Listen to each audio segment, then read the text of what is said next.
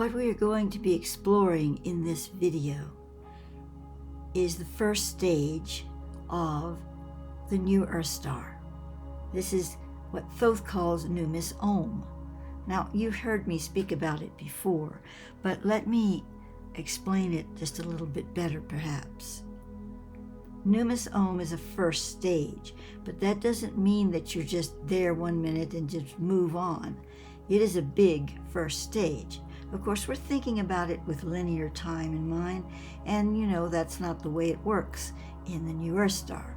However, you experience things. So if you experience them, you are creating some kind of a time set in your own reality, but it is very open-ended and nothing that makes you feel like you've been going on and on and on. I think you can identify with that feeling, like we have been in this lifetime, in these incarnations. You get a sense of that time. You feel like, oh gosh, it's been so long since that happened, or whatever. And in NUMIS OUM, or indeed in the new Earth star in total, there's no sense of that. It's more like a dream in the sense that, you're just experiencing it, but in some kind of a ephemeral way. And yet, in the new Earth star, it's not as ephemeral as in a dream. It has more substance to it, more exact relativity to your soul consciousness. It's not mixed up. You could be here one place and another place the next moment, but there's a continuity in vibration and in frequency that there may be lacking, and often is lacking, in a dream, because it's not a dream. This is the real deal, and yet it's on an entirely new set of parameters. So NUMIS OUM is very real, very cognate, but it uses higher sense reality. It connects to your broadband rather than your narrow little radio frequency. So let us begin with what I wrote in 2006 on this subject. NUMIS OUM contains specific master temples dedicated to integrating souls into building the new Earth star. Other astral and higher spiritual realms certainly have temples and integration processes, but those related to NUMIS OUM are specific to creating a new dimensional helix and not an extension of one already in existence. This is really a difficult thing to write or speak about, as saying that the new Earth star is not already in existence is limiting it to a timeline, which it is not. Perhaps more accurately, we might say that the new Earth star is not yet a part of our consensual reality as souls, and therefore not in existence fully for our soul evolution from the perspective of our current point of reference. We might simply just realize that we are definitely embarking upon a new frontier with NUMIS OUM. The new Earth star is becoming out of the spinning of our consciousness as our being accelerates more rapidly into greater presence. The big difference, and definitely the most important, between the new Earth star and other higher spiritual realms of what we call the non-physical of this planet can perhaps best be viewed in the following way. World systems such as our current planets are ones in which a soul is incarnate in a body, lives for a while, and then discards the body to go to a non-physical state of that world system. It will then at some point likely return into the same physical state of that world again, what we call here the base level, to learn more and help the mass consciousness progress through the individual soul experience there. The soul will then leave that body behind, returning to a non-physical state of the planet. This can go on and on for the soul for some time. To go off script here for just a few moments, you'll notice that it speaks about coming back again and again to this planet. Now, in most cases, the soul does return to the same planet, because if it skips around all over the place, it's not going to have a consistent program of what we call evolution. There are exceptions, of course, but primarily you stick to the planet you're with until you actually conclude your time on that planet. Then you may return for specific missions at times, maybe, but actually, in most cases, a soul will be complete with a world, whatever that world may be, and then move on. The soul that has moved on, however, can still work with that world system if they're doing so from a higher state of consciousness. They may do this a while before they really move on. So there are exceptions, and there are ways that that can move and work in the whole program of light. But you can't just drop down to a planet, have a few lifetimes, and go, well, see you later. It kind of doesn't work that way. Of course, now that I've said that, I also have to qualify it in that we are multidimensional beings. So you could be having other processes going on in other star systems through your multidimensional self. But the core part of your soul being, I believe some people call it an oversoul, though speaks of it as a magna soul. Every experience of that multidimensional self has to be relatable to the one core frequency. So it's not a completely different experience or process. It's all related to the one. So even if another part of your dimensional being is on, another star system doing something, it is related to the fact that you are having this incarnative process ongoing on planet Earth, and as you're sitting there listening to me in a world system 1. And that part of your magna being is going to be continually incarnating here until it has finished that program of light. Now, also, I must say that just about everyone that's incarnated now on this planet is here for the long haul through into the new Earth star, even if those souls out there are not going to the new Earth star because of their own choices. They can't skip out at this time. We're here for the rest of the ride. Of course, again, there are always exceptions, but very, very few.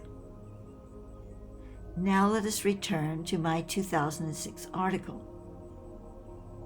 At some point, the world system of that planet will be ready to absorb its current base level. Our base level is where we live, grow old or sick, or have accidents which maim or destroy our bodies. Then we must leave that body and state of existence to return to the spirit realm, and usually come back again for more of the same, only with new or more advanced processing to do. But what happens when the world system is ready to absorb its base level?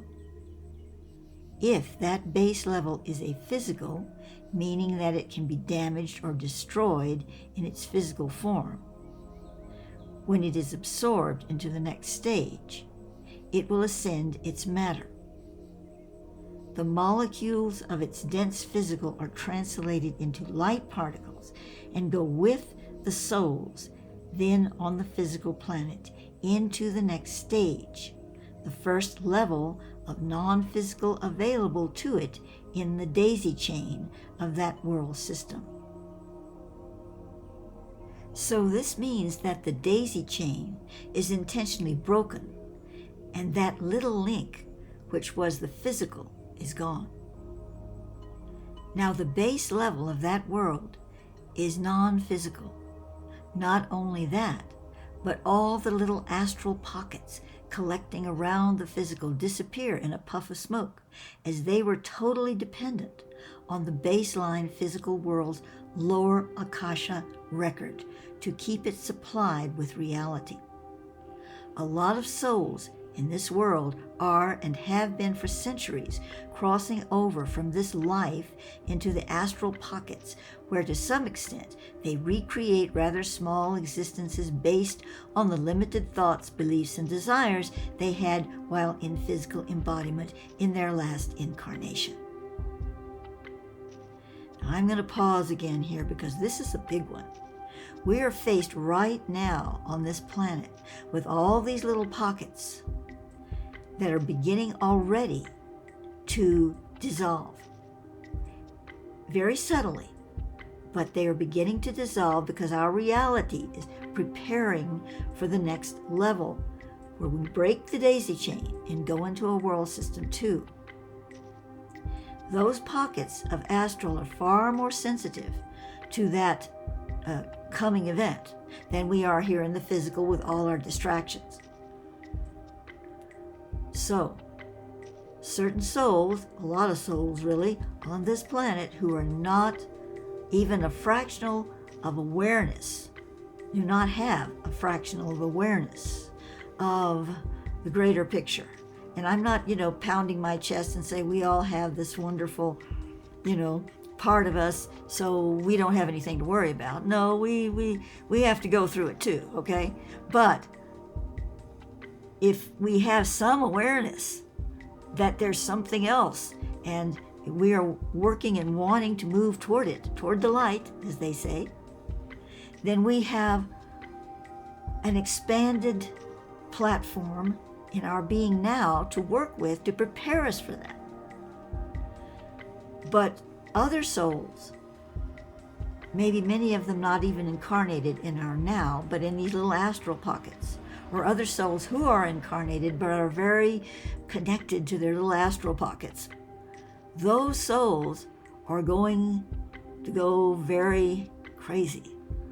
In other words, they're not going to be very sound of mind as the coming experience unfolds. I shouldn't really be using the future tense and saying it will happen. It is happening.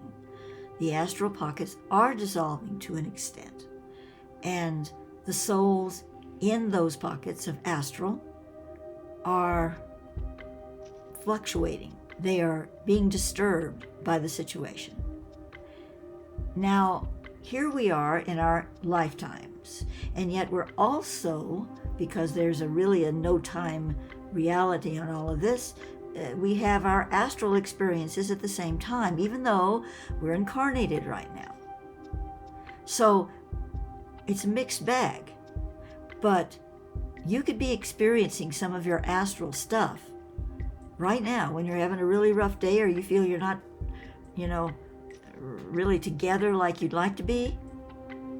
That's very possible what is going on, especially now that these fluctuations are taking place. We have all kinds of energies moving into our experience now, from solar forcing, which is creating what certain people call global warming. Yeah, it's kind of that, but it's a lot more than that because we're going into an ice age. And there are all other kinds of things happening. Then we have the 5G, and we have all this stuff going on, and the injections that are causing extreme problems in the human development and understanding of spirituality, and all of that is being dumbed down in many people, those that were already on the edge of dimness. So all of these things are at play, and it's difficult to find that focus. So understanding what the movement is and how to sort it out, at least on a level that allows you to find some kind of cognate recognition of light forcing coming through your space and connecting to you. This is why it's so important to focus on the light in your body, in your experience, in your being, and in your higher self, especially right now. To return to my article, NUMIS OUM still accommodates the soul's need to see and experience individuality and symbols and pictures of reality that allow it to open more fully to spirit on the level they are then ready to receive. But it is not an astral world. It is a higher spiritual plane, so it is open-ended in drawing the soul ever deeper into pure being, a step at a time. One can live in a house, have conversations sitting under giant trees in beautiful gardens with friends. Unicorns, mermaids, friendly dragons, all energies waiting to manifest with love and wisdom to offer you are there. More and more your soul will be drawn deeper into the new Earth star, building it as you go, creating less things and more pure light gnosis. This process is gentle. There is no rush. There is no time. It is all in accord, balance, and beauty. NUMIS OUM, and indeed the whole new Earth star, is a starting point of a new world system. Our planet, as we now know it, is the very last pearl on a connecting strand. When it is absorbed into the one above it, this world system of which we are a part will become free from its anchor in the physical. Then it enters a whole new category of world systems, inside categories of universal systems. To help us with the idea of world systems, Thoth has given us a scale context to place it in. The Lemurians called a world system a Na, that is Na, or a fluid progressive cell. There are 29 Nas in one Ata, ATA, i.e. a knot or binding unit. To put things into perspective, we are currently at Na 1. The new Earth star will eventually take us through to the next Ata, where it will then become something else. Again, let's not go there. We have enough on our plate just trying to wrap our minds around the next Na. We could also call this upcoming Na world system too. NUMIS OUM, as it is now, and our now, is the first membrane or staging ground for the new Earth star. It is what you might say betwixt and between at the moment, as our physical Earth is still attached to the strand. It will not become a true baseline for a world system 2 until the physical baseline is translated, i.e. ascended, into the new Earth star. But if we go beyond this time limitation we have set for ourselves with linear consciousness, we can see NUMIS OUM as already the baseline for a world system 2. If we do this, if we imagine this, we create it in our reality via what Thoth calls the New Earth hologram. The potential for progressing this planet through its current bumpy ride toward the finish gate for Na 1 is potent. It is real, and it is within our grasp. Semantics don't matter here. They are just fancy handles on doors that can be opened many ways. One does not have to read or believe in terms like New Earth Star or NUMIS OUM to be there in vibrational intention. There are other ways. There are always other ways. Spirit is never, ever limited. However, those of us who may feel aligned to and resonate with this terminology and way of seeing the picture can come together in vibration to create a strong focus toward bringing the future world system into the current one via encoding it into the New Earth hologram.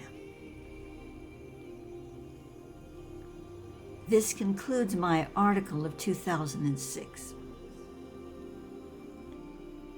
To conclude the video, I would say that it really is now the time for us to move forward in creating our new reality with whatever terms or pictures or group focus or singular focus you wish to use.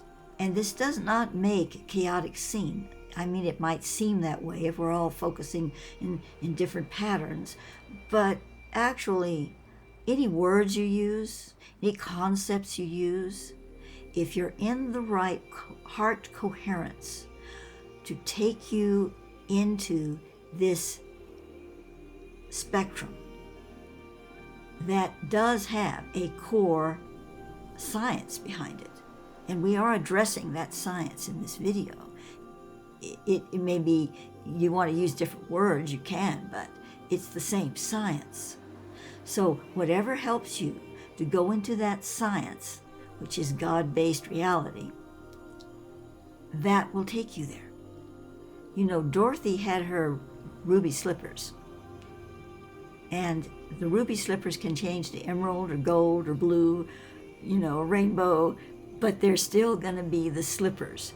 You're going to slip yourself into that cohesive spectrum of divine truth and click it a few times and off you go.